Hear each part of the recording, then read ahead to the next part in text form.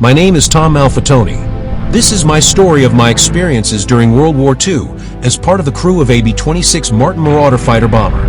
In early 1944, we took the B-26 on the northern route to make our way up to Europe by way of Canada, then Iceland, then Scotland. We ended up in Scotland, but we didn't fly with a group of planes and there were many Germans in the area, so we had to avoid the German fighters. And so we went along cautiously. We stopped in Iceland overnight, and then we went to Scotland. Then we also stopped at Pestic Island. We were concerned about the German fighter planes, but we were ready with our guns in case something happened. We knew that we were going into an area where the enemy was and had all of the territory. We had to get in before they found us. We then were in Scotland for 6 days, and afterwards had to refuel in England at night. After Scotland, we headed toward North Africa, Casablanca. On the flight, the navigator made an error that sent us off course. I sat next to the pilot and co-pilot.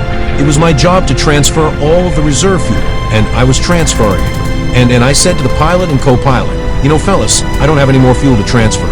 How much longer until we get to our destination?" They didn't know where we were. The radio man wasn't supposed to give out any wire because of the Germans, but we took a chance and called Casablanca because we didn't have enough fuel and we might not make it.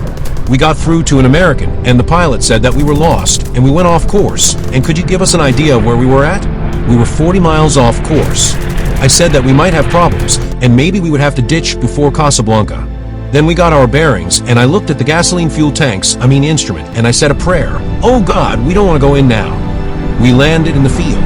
Just as we landed, the 2 engines stopped. We were in Africa for a while, then we moved to Sardinia. The US soldiers were advancing into Italy, and we moved closer because we didn't have the fuel capacity of a long-range bomber. We hit their roads and their communications and the enemy troops, and we did a terrific job.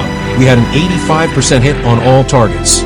Then the Germans moved back a bit. We moved into Sardinia, where I was for the rest of my trip. I flew all the rest of my missions from there. I flew 65 missions from Sardinia. One day before a mission, I was on a test flight with a pilot, a co-pilot, an engineer. We had trouble with the nose wheel, so we couldn't land, so we were flying around, and we had to dump our fuel. I went into the wheelbase, and I started kicking on the wheel to get it to go down. Then they said to bring it in, so we had to go in with no wheels. And there I was, hanging on for dear life on the seats between the pilot and the co-pilot, because it was my job to push out the windshield in case of an emergency, so we could get out before the plane exploded, because the metal could make sparks. So we landed on the plane's belly and kicked out the windshield, and we ran for our lives, but it didn't blow. The next day, there was a mission going up, but they grounded us that day. My plane was a medium bomber, a B-26. It had a 6-man crew, the pilot, the co-pilot, navigator, armorer, radio man, and engineer. It was one of the fastest bombers, but it had to fly at 10,000 feet to be accurate. You had to be cautious in what you do, because you have 5 other people depending on what you do. We were a family, gosh, we flew 65 missions together. After we were briefed, I told my tail gunner, "Don't forget, Healy, if I am hurt, don't let me go down. Tie the chute on me and toss me out."